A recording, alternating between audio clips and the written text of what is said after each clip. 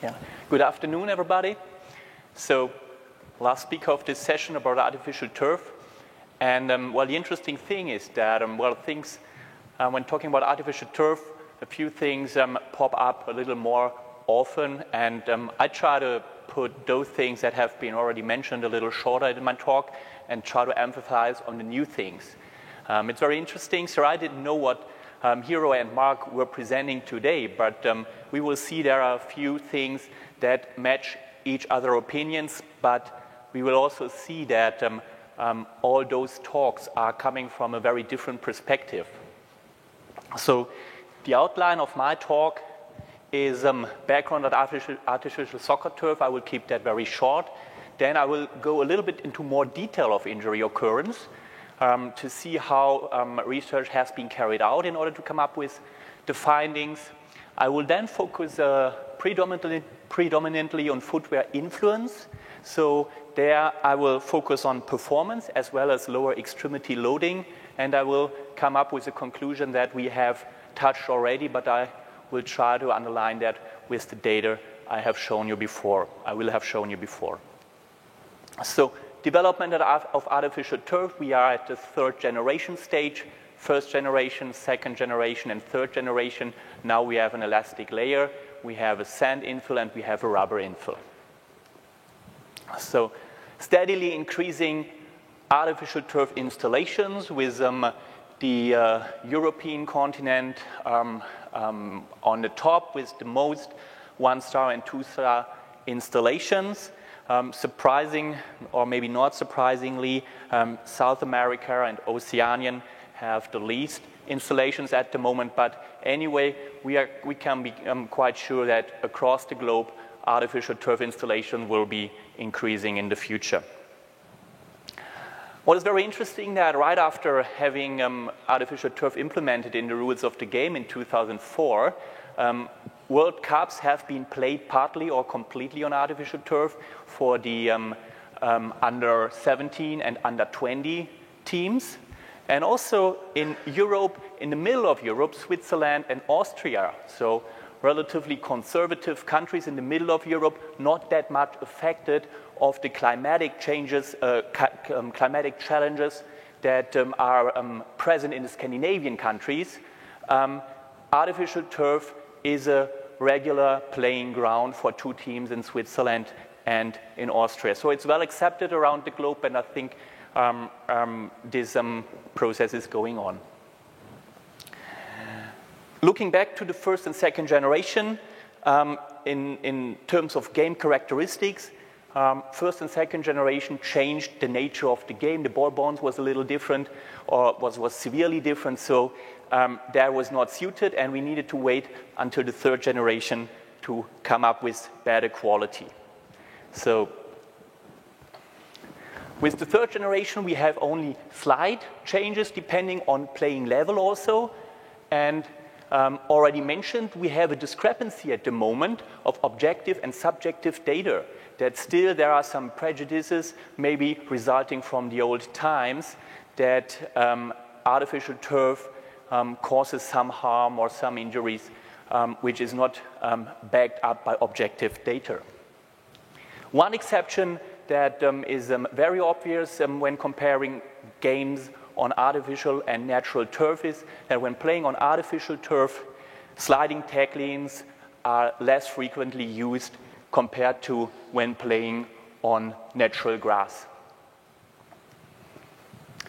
Injury observations, and what is the good thing, having started with that injury observation in literature in 2003, now we have prospective research, which adds better quality to that data. And funny thing is, basically, Mark came up with the same people doing that research that in a way shows that we may have covered the broad picture of injury occurrence, Ekstrand, Fuller, and Steffen. So the general thing, and I will go back to this in a little bit more detail, the general thing, no differences in overall injury incidents, slight changes in the type of injury.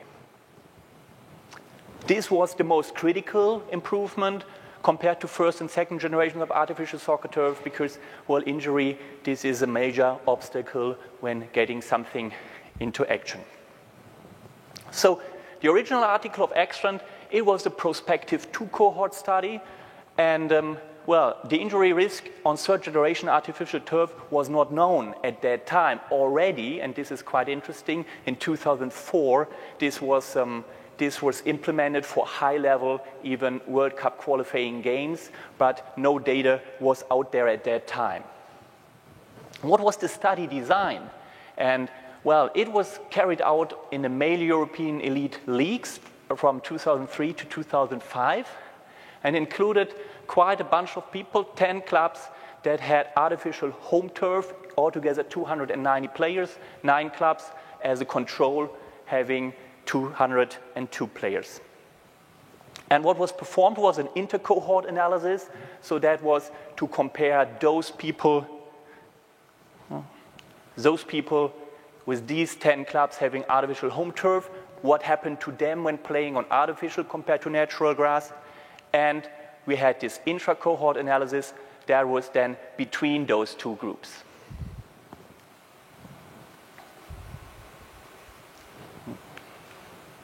Okay, well, we can see at this time most of the clubs, 5 out of 10, were from Sweden, 1 Finland, Norway, Austria, Netherlands, Scotland at that time. And what is also interesting to see is that the type of artificial turf, there are different manufacturers, so it's not related to one producer or one manufacturer. There is a variety of the very detailed specifications. And well, as already pointed out, maybe interesting as well, no differences in incidence and severity of injuries for match and training hours. What is then what was already pointed out by Marcus, that so the ankle sprain is the one that we should take care of, and we see on artificial turf the ankle sprains happen more often than on grass. This is due to the small number of incidences, by Ekstrand pointed out, to be handled with caution, but let's keep that in mind. The inter-cohort analysis, so the home ground artificial turf teams compared to the home ground natural turf teams, they had, excuse me, sorry for that. They had, that is interesting as well, on artificial turf, 15.26 injuries. The control, so this is the group that had artificial turf as a hometown, 15.26 events, injury events, but the control group, when playing on artificial turf, so that were the away games they were not that used to, they had a higher injury rate, and this is considerably 23 to 15. So, okay, and I can, by this argument, from a medical point of view, there is no contraindication to expansion of artificial turf technology. That is one thing, but there's also 2 things we should keep in mind. Ankle sprains, we've heard about that in a mesh situation, but also one thing we should think about is the injury risk of away teams that change from natural grass to artificial turf maybe only a few times in the season. They are not that used to, maybe they do not have that well-maintained artificial turf training facilities, so we need to keep in mind how that affects maybe the injury risk or how we can deal with it as we have the numbers out there. Then the 2 articles of Fuller already mentioned, so no higher injury risk on artificial turf for male and female in match injuries, and the second thing, I'm sorry for that. And the second thing, also for training injuries. Then the paper of Steffen, and Mark pointed out there was, I didn't catch that one, there was some more ankle sprains in the young female soccer players. That's what I did not catch. So here the study did not find any deleterious effect of artificial turf on overall risk, but ankle sprains still might be a topic. This is for injury occurrence, so we are quite happy with that. This is not a problem that makes the artificial turf being moved away, but still it's for the subtle differences. We now looked at artificial turf from a perspective of the footwear manufacturers. And naturally, the artificial turf was there, and well, you cannot prepare very much because you cannot really know when artificial turf is there, is sanctioned by an institute or by an organization like FIFA or UEFA. And then you still don't know what this turf looks like. So basically, the footwear manufacturers are in the bad condition to be a step behind, or let's say, maybe 2 or 3 steps behind, because all this was started in 2004. We started a study in connection with Puma in Germany, starting in 2007. That means artificial turf was already 3 years in play when we started the study. And the basically situation what we had this kind of new artificial surface, but a lot of players used the traditional natural grass shoes, mostly firm ground and hard ground condition. So our task was the development of an artificial soccer turf outsole or derived guidelines for that. And we had a 3 years project, a 3-phase and 3 years project that I would like to share with you now.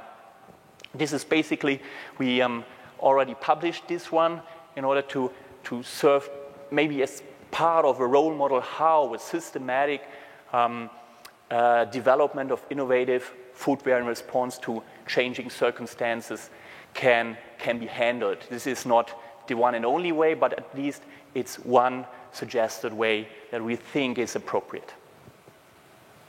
So the project chronology, we had a phase 1. That was the status quo evaluation, and I will come to that in more detail later on. Then we had the phase 2, and I called it educated prototype modification. Because rather than coming up with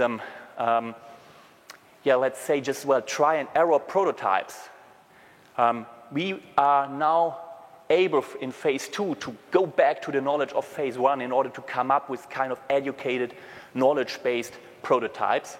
And also important for a footwear company, phase 3, a market comparison. There are some difficulties I will point out later on as well, but still you need to know how does your product at least compares to what is on the market at the moment. The general idea a lot of footwear researchers recommend, and I'm jumped on this on this idea, being not for 30 years, but now for 10 years in that kind of business, is that we have a comprehensive evaluation of athletic footwear. And the comprehensive evaluation means, so we do not just look for mechanical things. Mark already pointed out the weaknesses of mechanical traction measurements. We include also biomechanics, cutting and turning movements. We also, and I think, Ivo, your question was dedicated a little bit to that we were able to measure athletic performance. So we clearly are able to say what is the running performance of players when they wear different footwear just by using timing gates. And also one aspect that we should not neglect is the perception. Do they like the boot? Do they like the traction properties? Or what do they feel? Because having a boot on the foot for 90 minutes, you want to feel comfortable and all right in them. So what were those specific testing situations then? We did a slalom parcours, so basically a lot of turns back and forth. We had in each shoe condition 3 repetitive runs. We had standardized resting intervals. We had a shoe change between each run. So it's not 3 runs in one shoe and then 3 runs in the next shoe. So it was shoe A, shoe B, shoe C, shoe D, and then shoe A again. And we had variables, running time, and also the running time perception. Are players able to perceive potential differences in running time?